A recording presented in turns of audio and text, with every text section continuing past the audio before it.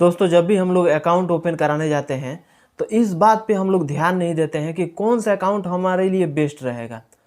कौन सा खाता अगर खुलवाएं तो उसमें एक भी चार्ज नहीं कटेगा, या कौन सा खाता खुलवाएं तो ज़्यादा का ट्रांजैक्शन कर पाएँ। अलग अलग व्यक्ति का अलग अलग रिक्वायरमेंट रहता है। किसी की आमदनी एक महीने में 10,000 कमाता है, किसी का आमदनी जो है महीने में 1 लाख है, 20 लाख है, 50,000 है। तो उसके लिए अलग अलग अकाउंट का रिक्वायरमेंट रहता है। तो अलग अलग रिक्वायरमेंट रहता है अकाउंट का, तो उस प्रकार से खाता भी खोलना चाहिए। हम लोग बैंक में जाते हैं और ये नहीं बताते हैं कि हमको किस प्रकार से अकाउंट चाहिए, और इंसेंटिव के चक्कर में जो बैंक के एम्प्लॉय होते हैं वो आपको कोई ना कोई अकाउंट खोल करके अपने फ़ायदा के लिए वो लोग दे देते हैं, क्योंकि जितना स्टैंडर्ड अकाउंट खोलेंगे उतना उन लोगों को इंसेंटिव मिलता है। तो आपको ये चीज़ नहीं बता पाते हैं कि आपका रिक्वायरमेंट क्या है, आपका सैलरी कितना है, या आप महीने में कितना कमाते हैं, कितना का आपको ट्रांजैक्शन करना है। ये सारी चीज़ आपसे नहीं पूछते हैं, अकाउंट ओपन करा के दे देते हैं। बाद में वही चीज़ क्या होता है कि कभी कोई चार्ज, कुछ पैसा, कभी कुछ पैसा हमेशा कटते रहता है और आप परेशान हो जाते हैं। परेशान हो जाते हैं तो दो काम करते हैं, या तो बैंक में जाते हैं, बोलते हैं कि इस अकाउंट को आप क्लोज कर दीजिए, या आप बोलते हैं, बहुत सारे लोग क्या करते हैं कि जब सोचते हैं कि इस अकाउंट से ज़्यादा पैसा कट रहा है तो इसको छोड़ ही देते हैं, इसका यूज ही नहीं करेंगे। तो इस प्रकार से लोग परेशान हो जाते हैं। तो इसी के बारे में सभी जानकारी देंगे, कौन सा अकाउंट आपके लिए बेस्ट होगा, कितना का ट्रांजैक्शन करना चाहिए, कितना का लेन देन कौन से अकाउंट से करना चाहिए, सभी जानकारी किसके लिए कौन सा अकाउंट सबसे बेस्ट होगा, सभी जानकारी इस वीडियो में देंगे। वीडियो में आगे बढ़ने से पहले आप लोग से छोटा सा रिक्वेस्ट है कि अभी तक मेरे चैनल को सब्सक्राइब नहीं किए तो सब्सक्राइब कर लीजिएगा, बेल आइकन को प्रेस कर लीजिएगा ताकि सभी नोटिफिकेशन आप लोगों को मिलता रहेगा।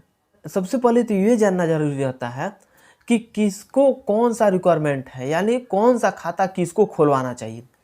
सेविंग अकाउंट है, सेविंग में स्टैंडर्ड अकाउंट है, एक जनधन खाता सेविंग अकाउंट में आ जाता है, एक आ जाता है करेंट अकाउंट। तो किसके लिए कौन सा बेस्ट रहता है। सबसे पहले हम बात कर लेते हैं करेंट अकाउंट का। तो करेंट अकाउंट में वही लोगों के लिए रिक्वायरमेंट रहता है जिसके पास बिजनेस है, डेली का कुछ ना कुछ टर्नओवर हो रहा है। तो जो लोग ज़्यादा का ट्रांजैक्शन कर रहे हैं, पैसा आ रहा है, जा रहा है, आ रहा है, जा रहा है, उसमें पैसा रखना नहीं है, पैसा सिर्फ मंगाना है, निकालना है, मंगाना है, निकालना है, या ट्रांजैक्शन करना है।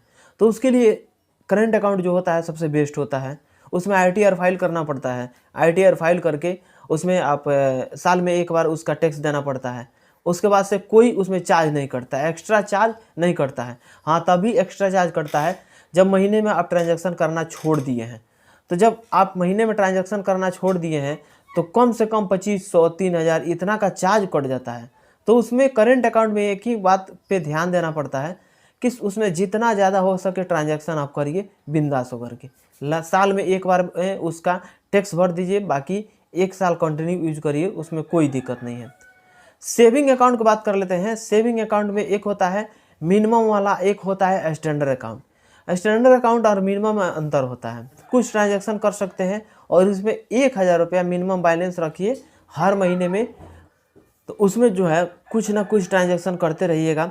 कम से कम 1000 रुपया अगर महीने में रखते हैं, कभी कभी रखते हैं, कभी कभी उसमें से निकाल भी लेते हैं, या कभी रखते हैं, मतलब 20 से 25 दिन उसको हमेशा रखना पड़ता है सेविंग अकाउंट में 1000 रुपया, जो मिनिमम सेविंग अकाउंट होता है। और स्टैंडर्ड अकाउंट होता है। स्टैंडर्ड अकाउंट में अगर HDFC का अलग रेट रहता है, उत्कर्ष बैंक का अलग रेट रहता है, फिनकेयर का अलग रेट रहता है। मिनिमम बैलेंस जो मेंटेन करके रखना पड़ता है वो अलग अलग बैंक का अलग अलग रिक्वायरमेंट रहता है। तो मान लीजिए कि अगर 5000 रुपया HDFC में कहता है कि 5000 रुपया आपको मिनिमम बैलेंस रखना है तो रखना है। अगर 5000 रुपये से कम रखते हैं तो आपका बैलेंस कटेगा। उसके बाद से आपका होता है BSBD अकाउंट, जो कि आपका जीरो बैलेंस की तरह होता है। उसमें लेन देन करिए ना करिए, उसमें कोई चार्ज नहीं कटता है, बिल्कुल जीरो बैलेंस होता है BSBD अकाउंट।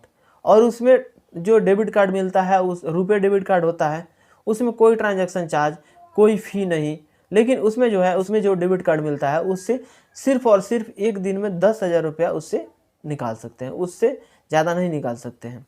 उसमें एक बार में अगर अकाउंट से जाकर के एक बार में अगर जाके बैंक से विड्रॉल करते हैं तो उसमें 49,000 का विड्रॉल एक बार में हो जाता है विड्रॉल पर्ची से।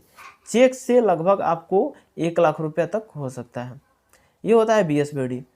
बहुत सारे बैंक में जो होता है जनधन खाता खुलता है, तो जनधन खाता में सेम जिस प्रकार से BSBD होता है उस प्रकार से उसका भी रिक्वायरमेंट रहता है।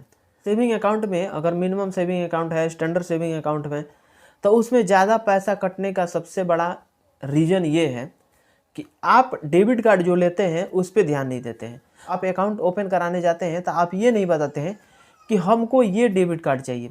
डेबिट कार्ड 3 प्रकार का होता है, एक रुपे कंपनी का होता है, एक प्लेटिनम होता है, एक गोल्डन होता है। तो रुपे, प्लेटिनम और गोल्डन तीनों का अलग अलग रेट होता है। उसका जो महीने में जो रेट कटता है, रुपए का कम कटता है, प्लेटिनम के ज़्यादा कटता है और गोल्डन का ज़्यादा कटता है। गोल्डन और प्लेटिनम ये 2 कंपनियां हैं जो कि इंडियन नहीं है, और जो रुपे डेबिट कार्ड है रुपे का वो इंडियन कंपनी है। तो मेरे हिसाब से सबसे ज़्यादा फ़ायदेमंद और सबसे ज़्यादा अच्छा ये आपका सबसे बढ़िया में ये आपका रुपे डेबिट कार्ड ही आता है। क्रेडिट कार्ड भी आप लेते हैं तो रुपे कंपनी का ही लीजिए, डेबिट कार्ड भी ले रहे हैं तो रुपे कंपनी का लीजिए, क्योंकि ये इंडियन है। अगर जो भी पैसा उससे ट्रांजैक्शन करना है, उससे जो भी पैसा जा रहा है तो उससे सीधे रुपए के पास जाएगा। और बैंक में जो है वहीं सबका चार्ज कटता है, SMS चार्ज कटता है। अगर स्टैंडर्ड अकाउंट है तो आपका डेबिट कार्ड का कटता है। डेबिट कार्ड में अगर जैसे बताया हूँ कि अगर रुपे डेबिट कार्ड नहीं है, अदर डेबिट कार्ड है, प्लेटिनम गोल्डन है, तो उसमें ज़्यादा चार्ज कटता है।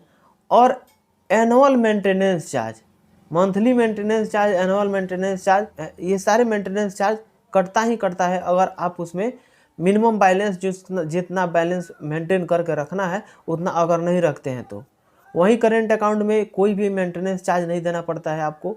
उससे जितना मर्जी उतना ट्रांजैक्शन करिए, जितना मर्जी उतना पैसा मंगाइए।